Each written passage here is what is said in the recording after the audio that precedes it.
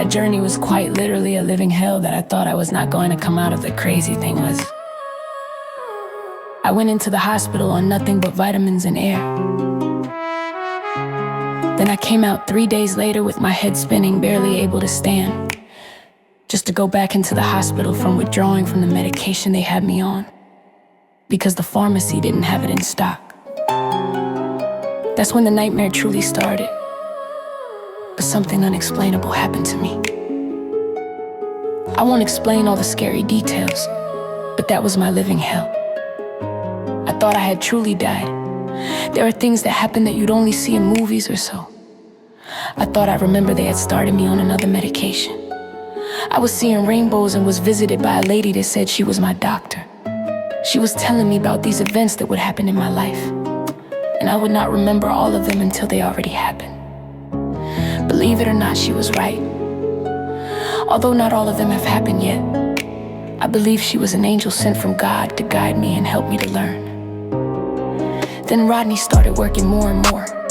He later found an app that helped people in recovery called Affect Therapeutics, which is done all on your phone. For me, it was maintaining my soberness. In the midst of it, I learned a lot about guilt, shame, self-love, and care, and more about forgiveness. I even found Celebrate Recovery through this app. It was hard for me to go out in public and meet new people, so I tried to get Rodney to go with me. It just was not his cup of tea. I ended up still going to CR, also known as Celebrate Recovery, at the Compass North Church. They invited me to come to church on Sundays. I was still new to believing in God, but I went anyway and fell in love. That day was the day I gave my heart to Jesus again. Honestly, all I asked God for was a good family, happiness, joy, peace, love, and stability. At that moment, there was daily fighting and chaos that I thought would never end. No matter how it happened, God had removed my daughter, and not from our home. So we moved to Indiana to live with my mom and my brother. My brother and I got along after my panic attack subsided. But soon enough, his girlfriend showed up. He turned into something I did not recognize. It was very triggering for my daughter and I. My mother, on the other hand, was quite the same. The only difference was she was more of a homebody after work, which I was not used to.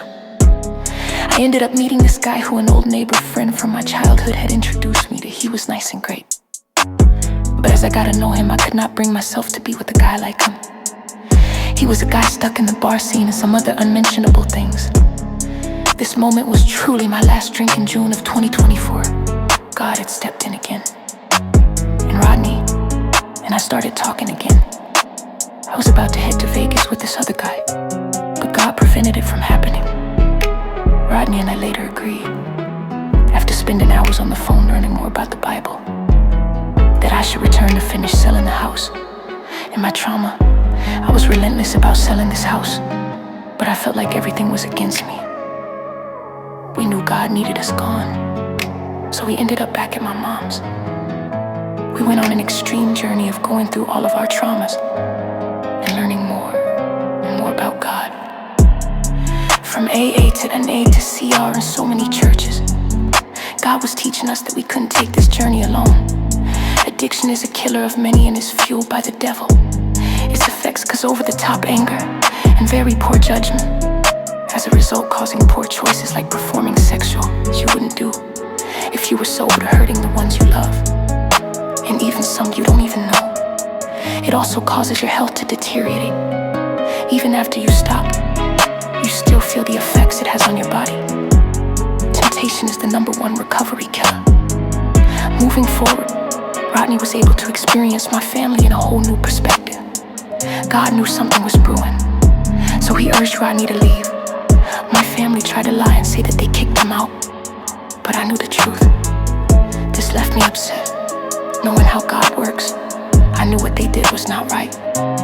Not being respectable to someone in recovery is not the godly way of doing things. My best advice is, if you're in recovery, stay away from anyone who is using or drinking until you know you can go around it without being tempted. God's plan led us to many places and meeting many people. As we were learning more and more about God, we finally ended up with these complete strangers. They were the nicest of people you could meet. And boy, did they love to help you eat.